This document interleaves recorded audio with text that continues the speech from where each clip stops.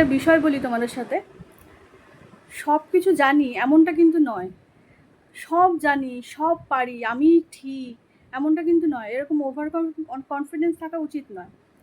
কারণ আমি কালকে একজন কমেন্ট করেছে একটা শব্দ নিয়ে, ব্যতিগ্রস্ত আর ব্যতিব্যস্ত নিয়ে। তো সে বলছে জানতাম তো এটা, আপনি এটা বললেন। তো প্রথমত সে বানানটাই ভুল লিখেছে, ব্যতি ব্যস্ত বানানটা বজফলা আকার দিয়েছে, তো ওটা বজফলা আকার হয় না।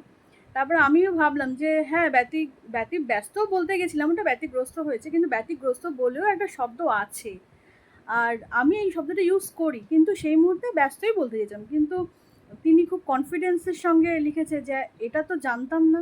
আরে বাবা, আপনি সবটা জানবেন এমন তো কোনো বিষয় নেই যে আপনি সব জানবেন, একটু কম জানতেও তো পারি। আর বেশি জানলে না সমস্যা, যত বেশি জানবো তত বেশি ব্যাখ্যা, তত বেশি সবাইকে প্রমাণ করতে হবে, তাই একটু কম জানলে আর স্বীকার করে নিলে আপত্তি নেই। আমি যেমন স্বীকার করে নিলাম।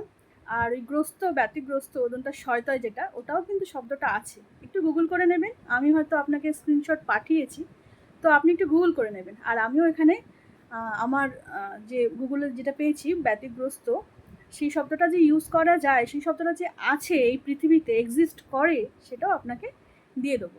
ধন্যবাদ।